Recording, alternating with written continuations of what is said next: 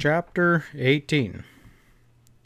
For once in his life, the poker-faced Pierce registered surprise. The cigar drooped helplessly from his slackened jaw. He stiffened and stared at the relaxed sheriff, slid low in his beloved swivel chair with incredulous eyes. Pat grinned. "You ain't fallen for the gal, have you?" stammered Pierce. "No, Jake, I got a wife I wouldn't trade a dozen Maggies for. I reckon I took the wrong road way back, and now I'm back trailing fast." "But the mask and the scent, Leroy, Blondie, the jailbreak, they're all tied in." Jake was obviously at a loss. "They don't tie Maggie in." There was a flat finality in the sheriff's voice that warned Pierce of the futility of an argument. So he switched to another line of attack. "Then why you holding the gal if she's in the clear?" he demanded. Pat smiled, reached for the inevitable makings. "Did you ever set out a trap to catch a wolf? Well, you gotta fool the wolf and set two traps. One where he figures you will, and the other where he figure you won't. I'm hunting for wolf right now, and I gotta fool the critter." Pat paused and scraped a stinker to ignite his smoke. "Well, where's the traps?" "The first one's up there on the Circle L, the three men gunning for Larson.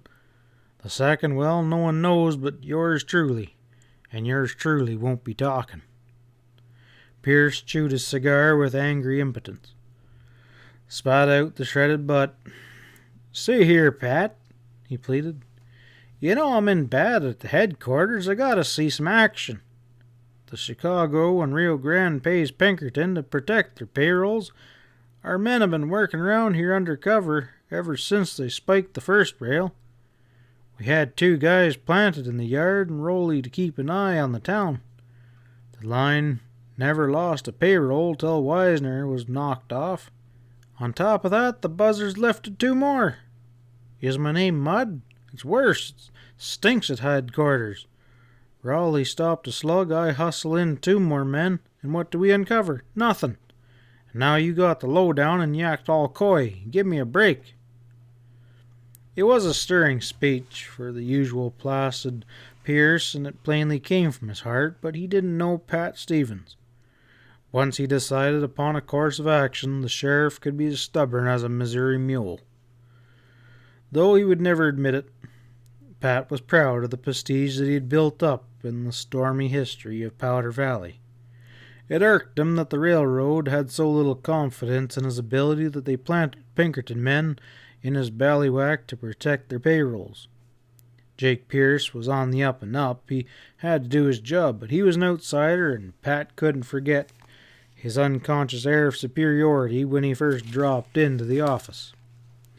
However, much Jake's feelings would be ruffled, the sheriff decided to finish the job on his own. Maybe they'd have a little more respect for a simple western sheriff if he cracked the case under their noses. These thoughts ran through the sheriff's mind as he idly watched the smoke from his cigarette snaking up into the smoky light of the bracketed lamp. "Sorry, Jake," he said aloud. "I just don't happen to be in a talking mood. It won't be long now before the case busts wide open and I'll ring you in at the finish. You can take the credit, too, if it'll square yourself with headquarters. I got the wolf spotted, but not the coin. If the critter gets a whiff of our scent before we spring the trap, maybe we'll never locate it." "And what if he gets wise and plugs you?" objected Pierce. "Then I'm in a jackpot." "Well, you just gotta take that chance," said Pat gently. Lips set in a tight line, the Pinkerton man jerked to his feet and stalked out. Pat's lips curled in a smile as he listened to the fast receding steps. He knew just how Jake felt, but that this was one hand that he was determined to play out. The sandy soil outside crunched again, and Ezra stuck his flaming mop around the doorpost. "Nels," he grunted. Pat jumped up and hastily buckled on his gun belt and yanked on his hat. He stepped out into the gloom. Ezra led the way, walking in the shadow of the courthouse. In its further end, a few paces from the plank walk, he stopped and pointed. Main Street was darkening, save where flares outside the dives and dance halls sputtered amid those yellow halos and rectangulars of light slating out from the saloon windows. Across the street, 100 paces up, was June's pie shop. A dim light glowed within, silhouetting 3 bureaus tied to the rail outside. Bending low beneath the weight, a tall Mexican in steeple-top Stinkin was packing out a sack of flour. He dropped it across the back of the bureaus and then straightened with visible relief and then re-entered the shop. "That's Nell's," growled Ezra. "Well, let's go get him." Pat's voice was taut. "You mosey along the side and you cover him up from the street. I'll brace him. You get going." Ezra faded into obscurity of the canopied plank walk. Pat methodically checked the position of his gun butt and angled across the dim street towards the bureaus. The plank walks were thick, with idling construction hands drifting from saloon to saloon, but the street was clear. 20 paces from the animals, the sheriff stopped. Nels Larson reappeared, toting another sack on his broad back. Bent low, he did not see the waiting sheriff in the subdued light. With a grunt, he dumped the sack across the burrow. Pat's sharp challenge cut through the gloom. "Hoist him up, Nels." Quick as a panther, the long-sought bandit ducked and drew. 2 guns thundered almost as one. Pat heard the hum of a speeding slug and thumbed and fired again. As the echoes rolled along the street and the loungers packed on the plank walk broke and ran all ways like a flock of panicked sheep, another gun spit flame and thunder on the bandit's further side. Larson whirled and flung a shot at the crimson flash and backed across the plank walk, crouching. Pat inched forward and fired again. Ezra's gun spat steadily from the darkness while the cornered Nels flung lead to the left and right. The rolling roar of gunfire filled the street, and laces of flame flicked through the powder haze. The hoarse shouts of excited spectators, the pounding of running feet, and the crash of a store window as a shot went wild and fell unheeded upon the sheriff's ears. Every faculty was concentrated upon Larson's hunching form. Of a sudden, the bandit jerked to full height, as though twitched by an invisible wire. Pat thumbed the hammer and loosened his 5th and last shot. Nels staggered, shook as though with a palsy, and crashed down upon the plank walk. Pat ducked under the rail. Beyond the sprawling form, he sighted Ezra's big form, easing along the store fronts with a smoking iron. Together, they reached the fallen man. Larson's eyes were closed, his limbs were slack, and the gun had slipped from his relaxed hand. Pat holstered his iron, bent and pulled open the bandit's shirt. He's got full of holes as a colander. There was wonder in the sheriff's voice, wonder at the man's vitality. "He was dang hard to kill," grunted Ezra. "I gamble I never missed a Jasper once with the light behind him." Pat pushed through the fast-growing throng that gathered round, and then entered the pie shop. The window was shattered, and a slug had gouged a splintery furrow across the counter. June was rising off the floor. "Dead?" Her face was bloodless. The sheriff nodded.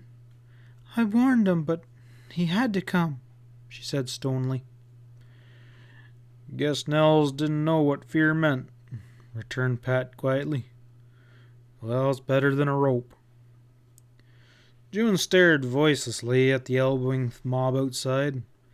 At the hitch and rail, the 3 burros still stood. "Perhaps," she said tonelessly, "you'll have someone pack the flour back in?" "I'll take care of the flour," said Pat. "Now you get out back until we pack Nels out of here." He pushed past the surging of onlookers and left Ezra to supervise the removal of the dead man, and slid across the back of one burro and led the two pack animals down the street. An hour later, the sheriff and Ezra lounged in the lean-to, hashing over the fracas. "Well," chuckled the redhead, "I would just like to see Sam's map when he hears about this. We get the kingpin while he's at home like an old hen. That'll teach the little runt to have a little more respect for hornets." "Who claimed we got the kingpin?" Pat's face held a ghost of a grin. "Well, ain't Nels?" "No, the kingpin is a woman." "A woman?" gasped Ezra. "Yeah, and she's due to make a call." As though she had been summoned, June Larson, face hard and white as marble, entered the lean-to. Questioning, her cold blue eyes scrutinized the sheriff. "My flower?" she said briefly. Pat smiled. "Well, ma'am, you won't be baking any more pies." Her eyebrows went up. "No?" "Not in Dutch Springs." "I don't know what you mean." Her clear tones were as brittle as glass and as hard. The sheriff's gray eyes met her. "I'd hate to see a gal that's born and bred on the range spending the rest of her life plaiting hair bridles. I'll give you till sunup to split the breeze. Good night, ma'am." June froze, her half-open mouth ready to speak, and then clamped it shut like a steel trap. Abruptly, she swung around on her heel. Ezra had taken in the brief exchange with a drooped jaw, his one eye swiveling betwixt Pat's lean features and the girl's taut form with bewildered in his depths. "Say," he burst out as June Larson disappeared in the darkness. "Am I loco or are you? You ain't telling me that gal had a hand in the Wisner killing?" "No." "Or looting the payroll?" "Not the first one." "Dog blast it, Pat, you got me tied in knots," groaned the big redhead. The sheriff rose and yawned. "Well, you just go get some shut-eye. We got us a big day tomorrow. And dream about how you're going to spend the reward. We got plenty of coming. Remember the railroad standing offer 1/4 of Discovery?" "But we ain't recovered none," protested Ezra. Pat patted his puzzled partner on the shoulder. "Vamoose." End of chapter 18.